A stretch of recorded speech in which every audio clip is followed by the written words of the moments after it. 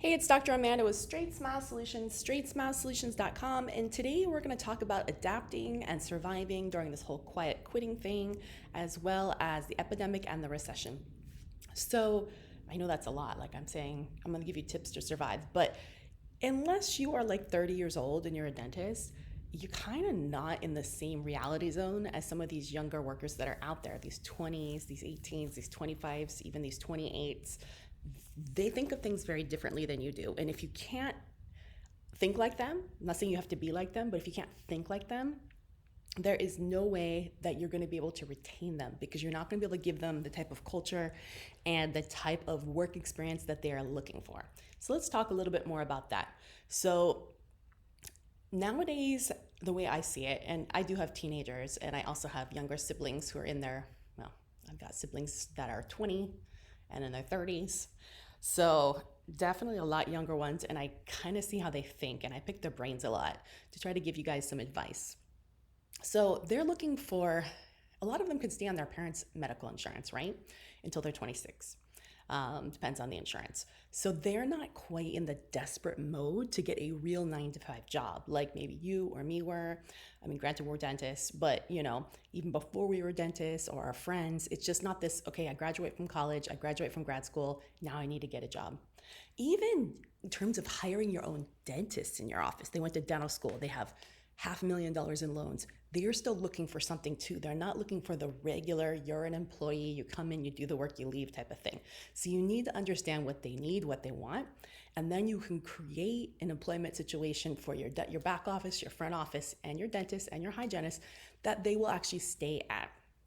So let's talk about that. So, and also we're going to talk about the recession and epidemic. I've been through one. So when I graduated residency, it was 2004. So 2009, 2010, 2011 hit me hard, really, really hard. Cause I had already had 2 kids. I was working, I had student loans, and that was rough for me. Probably like this is rough for you guys because I'm much more prepared for this now than I was before. So definitely, ortho got hit hard in 2009, and that's when I started really pivoting and doing a little bit more of what I do now. I realized that that whole wave of prosperity that makes parents or even people be willing to spend, cash on something that they might find aesthetic and not like necessary at the moment, will go away, in a blink of an eye. And they're going to either wait and delay treatment for a year, year and a half, 2 years, or they're only, if they have a whole family, the parents, they won't spend money on the parents. They'll spend money only on the kids that really need it. And sometimes you even had to point out which kids needed it the most, right?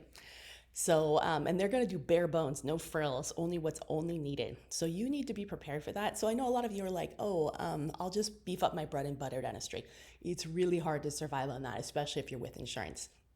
So not only is this the time to, start considering what you're going to do, new menus of services, but finding out what people in the community are not doing and offering those. I really, really think that beefing up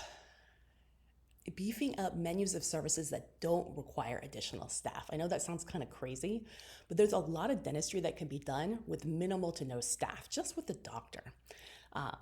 So it's not as much in-office dentistry, it's more cerebral dentistry. If you can find that, then you won't have to be so reliant on trained staff, if that makes sense. You can still be making money even if your office isn't open doing some types of dentistry. So what is some of that dentistry? Of course, removable ortho is number one. You do not need an assistant for removable ortho, especially phase 1 interceptive, or in most states for phase 1 interceptive, it can all be done by an assistant. So, and the cool thing about removable ortho is in most states, and I'm saying in most states, you have to read your own Dental Practice Act, a scan is not like an impression. A PVS impression, you have to be trained and licensed. A scan is a series of photos. So in most states, anyone, you don't have to have license or some type of training, official training. You don't have to be a certified RDA in most states. That's why they have estheticians doing scans and people in kiosks in malls doing scans. So it's just a series of photos on teeth. That's all it is. So it's really, really, really easy to get high school student, a college student part-time to come in and take scans for you. Matter of fact, they can just give you their free time. And this is what I'm getting at. Having a flexible opportunity for college students, high school students to come on in and be your scan tech. Or to be, you got to name it something better, like a smile coordinator. We've done this before where we've had quote unquote assistants or smile coordinators. So they're more like a treatment coordinator coming on in, on their free time. They give you their schedule, a month in advance. They come on in, they're trained up on the scanner, and that's all they're doing. They're not taking x-rays or anything like that. They're not doing dentistry. They're just taking scans of teeth and photos, okay? You don't have to be licensed in most states to do that. Read your Dental Practice Act.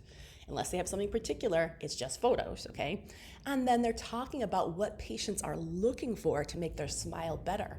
They're looking at their selfie pictures, they're looking at the patient. Yes, a broader smile would be good, a wider smile would be good. Let's talk about veneers on 7 and 10. And then what you do is the team member might be on, say, min wage, for their time in the office, but then they're also gonna get a bonus bump for any case that is sold and treatment plan that they sell. So that is the way that I recommend doing this. So it's really, really easy to find these team members, especially if it's not a 9-to-5 job. It's flexible. They tell you when they want to come in, and you don't have to have someone there all the time that the office is open. This could be just a few hours a week, to start. And they're just coming in and they're meeting your assistants that already have appointments. And there's always times in between appointments where patients just sitting there playing on their phone, waiting for the doctor to come in. This is where the smile coordinator can come on in and talk to the patient and see what they're looking for. Just get some information. And getting scans on patients is not just for treatment planning. There's so much power in a scan for educating a patient, for risk management, just keeping documentation. I really believe it's standard of care to take a scan on every patient and just have it there. Not to mention there's other things you can do with having a banked or archived scan besides risk management, record keeping, and education.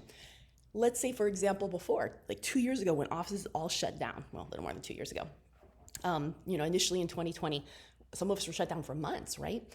Those of us that had banked scans could have their team from home literally contacting patients. Hey, we took that scan last month. Just want to double check to see if you were interested in, doing some Invisalign or some ClearCorrect. We have your scan, we have your photos.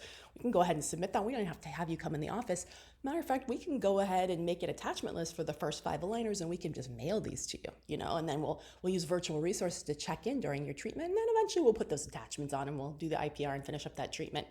So there's a lot of ways you can do dentistry without even seeing the patient. And directed consumer aligners has taught us that. There's definitely a lot of things that can be done, and you can even start the treatment that way if needed.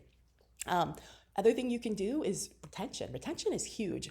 The vast majority of adult patients have had some type of ortho, but the vast majority of adult patients don't wear their retainers, never wear their retainers, lost their retainers, but they maybe would like to prevent things from getting worse. So if you have that scan archived, boom, you click that button, you can go ahead and submit to a neighborhood OrthoLab, a regional OrthoLab, Vivera. I believe Guardian retainers with specialty, I think you get an upper and a lower and printed models and a case for less than $100. That's pretty reasonable. And the printed models are powerful because if they ever need another one, you can either give it to the patient or you can store it and say, come back, just give this to us, and it will even be cheaper. We can just make it off this in-house. There's a lot of things you can do with that. But then, there's $100 right there. That's the lab fee. So maybe you're going to charge $300, but that's a nice, pretty decent profit.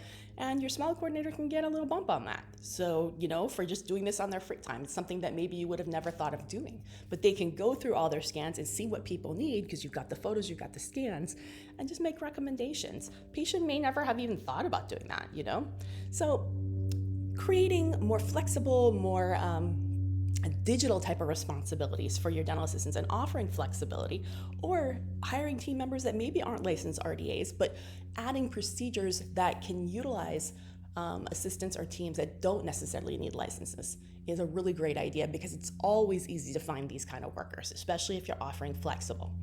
And you can really do a lot of dentistry is what I'm getting at. And there's other types of dentistry too that you can do besides ortho. Obviously it's not my thing, but even just screening patients for implants and other types of, restorative treatments is another thing that you can do. So just treatment coordinating, educating, looking more aesthetic, total smile, total body health type of stuff. So hopefully that was helpful. Just kind of wanted to plant some seeds. It's definitely doable. You just need to think outside the box. All right, take care.